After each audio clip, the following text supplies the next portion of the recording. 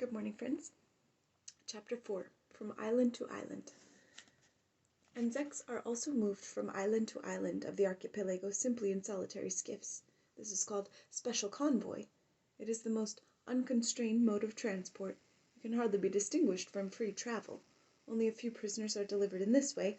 I, in my own career as a prisoner, made 3 such journeys. The special convoy is assigned on orders from high officials.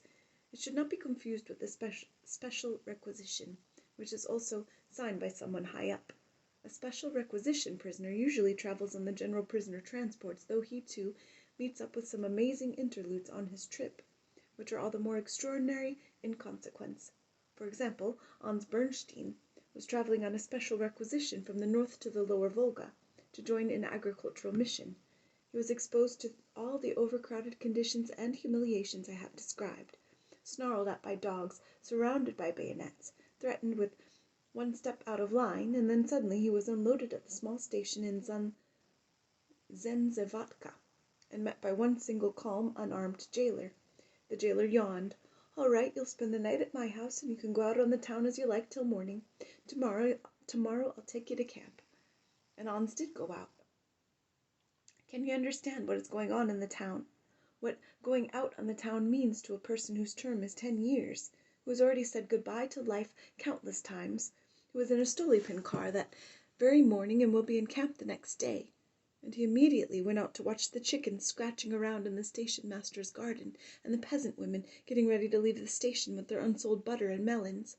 He moved 3, 4, 5 steps to the side, and no one shouted "Halt" at him. With unbelieving fingers he touched the leaves of the acacias, and almost wept. And the special convoy is precisely that sort of miracle from beginning to end. You won't see the common prisoner transport this time. You don't have to keep your hands behind your back. You don't have to undress down to your skin, nor sit on the earth on your rear end. And there won't be any search at all. Your convoy guards approach you in a friendly way and even address you politely.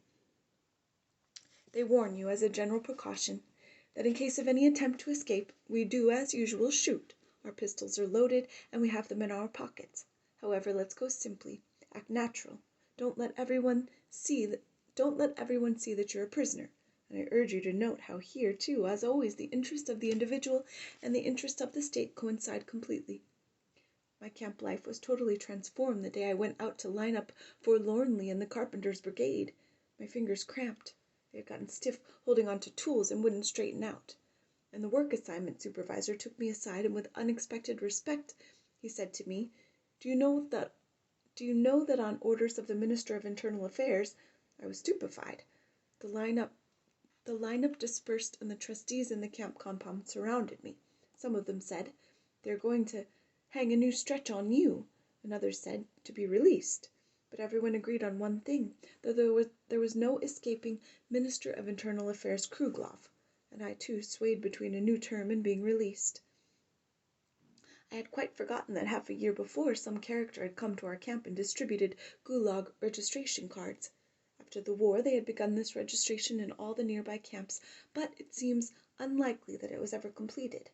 The most important question on it was trade or profession, and the Zeks would fill in the most precious Gulag trades to enhance their own value: barber, tailor, storekeeper, baker. As for me, I had frowned and filled in nuclear physicist.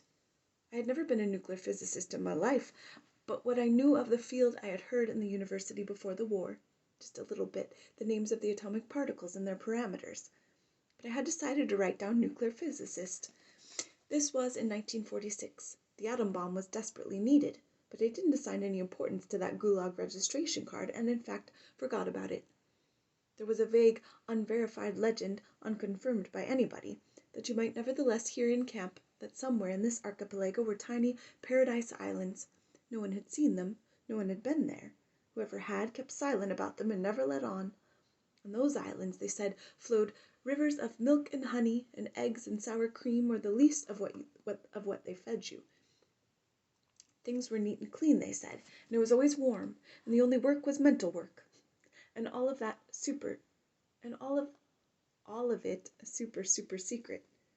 And so it was that I got to these paradise islands myself. In convict lingo they called it Shurashkas, and spent half my sentence on them. It's to them I owe my survival, for I would never have lived out my whole term in the camps. And it's to them I owe the fact that I am writing this investigation, even though I have not allowed them any place in this book. I have already written a novel about them.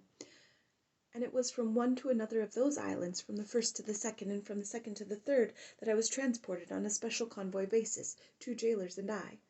If the souls of those who have died sometimes hover among us, see us, easily read us in us our trivial concerns, and we fail to see them or guess at their incorporeal presence, then that is what a special convoy trip is like.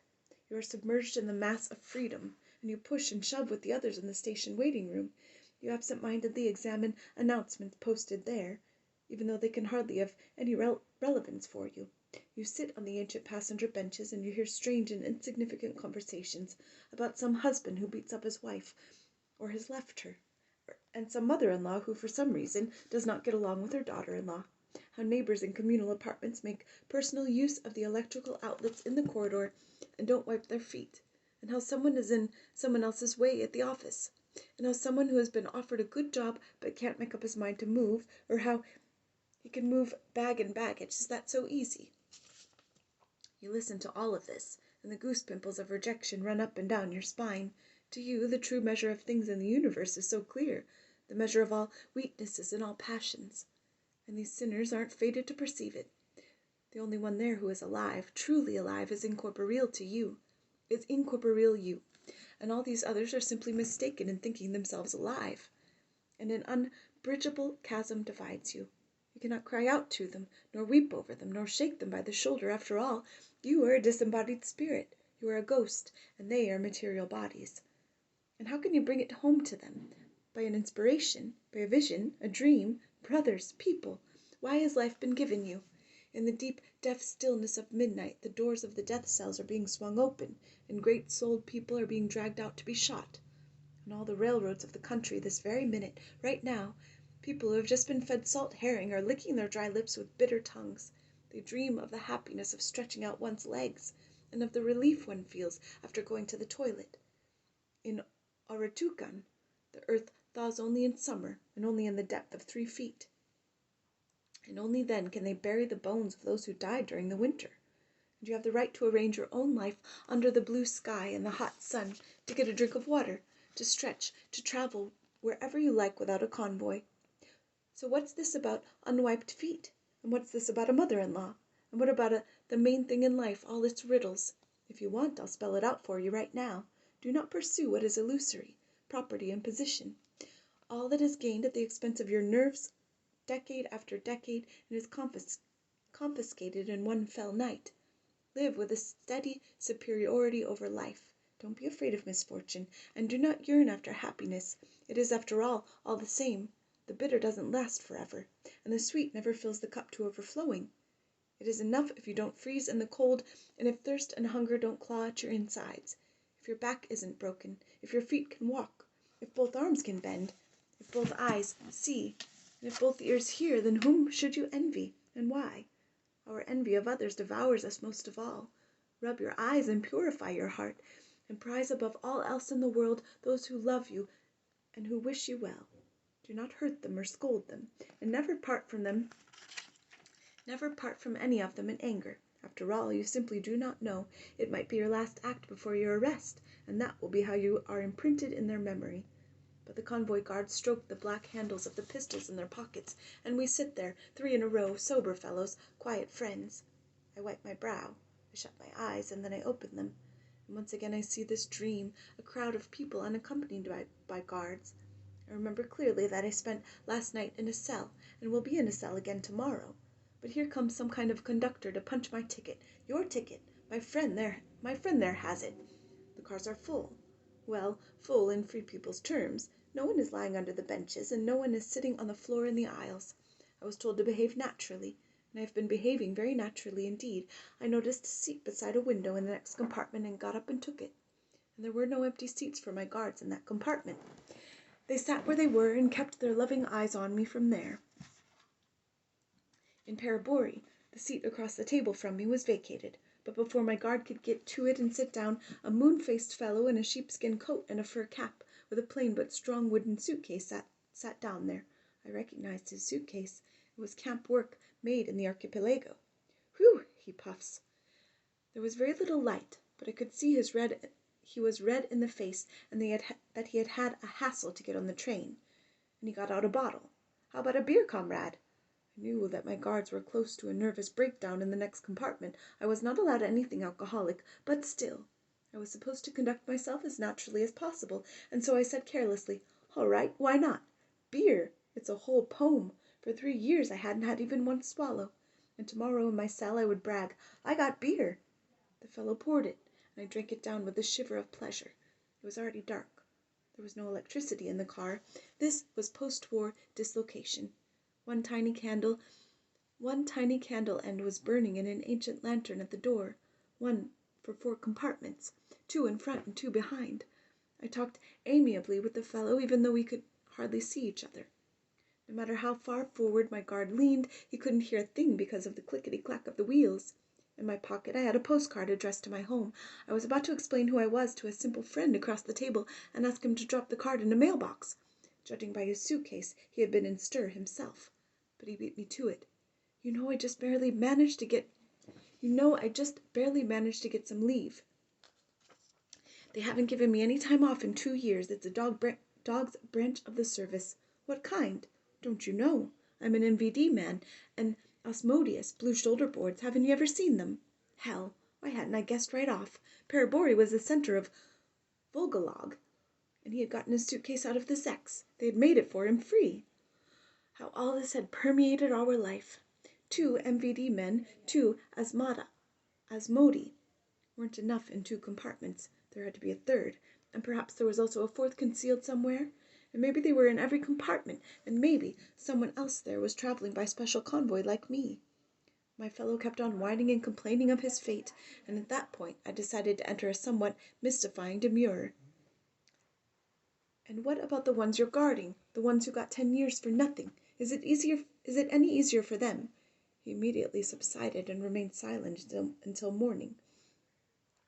Earlier, in the semi-darkness, he had noticed that I was wearing some kind of semi-military overcoat and field shirt, and he had thought I was simply a soldier boy, but now the devil only knew what I might be. Maybe I was a police agent. Maybe I was out to catch escapees. Why was I in this particular car? And he had criticized the camps there in my presence. By this time, the candle end in the lantern was floating, but still burning. On the 3rd baggage shelf, some youth was talking in a pleasant voice about the war, the real war, the kind you don't read about in books. He had been with a unit of field engineers and was describing incidents that were true to life. And it was so pleasant to realize that unvarnished truth was, despite everything, pouring into someone's ears. I could have told tales too. I would even have liked to. But no, I don't really want to anymore. Like a cow, the war had licked away 4 of my years. I no longer believed that it had all actually happened, and I didn't want to remember it. 2 years here, 2 years in the Archipelago, had dimmed in my mind all the roads of the front, all the comradeship of the front line, had totally darkened them. One wedge knocks out another, and after spending a few hours among free people, here is what I feel. My lips are mute. There is no place for me among them. My hands are tied here. I want free speech. I want to go back to my native land. I want to go home to the Archipelago. In the morning I deliberately forgot my postcard on an upper shelf. After all, the conductor will get around to cleaning up the car. She will carry it to the mailbox, if she is a human being. We emerge into the square in front of the northern station in Moscow. Again, my jailers are newcomers to Moscow and don't know the city. We travel on streetcar B, and I make the decisions for them. There is a mob at the streetcar stop in the middle of the square. Everyone is on the way to work at this hour. One jailer climbs up to the streetcar motorman and shows him his MVD identity card. We are allowed to stand imposingly on the front platform for the whole trip, as if we were deputies of the Moscow Soviet, but we don't bother to get tickets. An old man isn't allowed to board there. He isn't an invalid, and he has to board in the rear like the others. We approach Novoslobodskaya and disembark, and for the first time I see Butriki prison from the outside, even though it's the 4th time I've been brought there, and I can draw its interior plan without difficulty.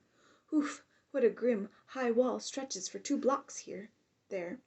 The hearts of the Muscovites shiver when they see the steel maw of its gate slide open, but I leave the sidewalks of Moscow behind me without regret, and as I enter that tower of the gatehouse, I feel I am returning home. I smile at the first courtyard and recognize the familiar main doors of carved wood, and it's nothing at all to me that they are now going to make me face the wall, and they already have, and they ask me last name, given name, and patronymic, year of birth. My name? I am the interstellar wanderer. They have tightly bound my body, but my soul is beyond their power. I know, after several hours of inevitable processing of my body, confinement in a box, search, issuing receipts, filling out the admission card, after the roaster and the bath, I shall be taken to a cell with 2 domes, with a hanging arch in the middle, all the cells are like that, and with 2 large windows and a long combination table and cupboard, and I shall be greeted by strangers who are certain to be intelligent, interesting, friendly people, and they will begin to tell me their stories, and I will begin to tell them mine, and by night we will not even feel like going off to sleep right away. And on the bowls will be stamped, so we shouldn't make off with them on the prisoner transport, the mark Bu-Tir for Butriskaya Chimera, Butriki Prison, and Butir Health Resort, as we mocked it last time. A health resort, incidentally, very little known to the paunchy bigwigs who want so badly to lose weight. They drag their stomachs to Kislovstok, and go out for long hikes on the prescribed trails, do push-ups and sweat for a whole month just to lose 4 to 6 pounds, and there in Butir Health Resort, right near them, any one of them could lose 17 or 18 pounds just like that in 1 week without doing any exercises at all. This is a tried and true method. It has never failed. Have a good day, friends.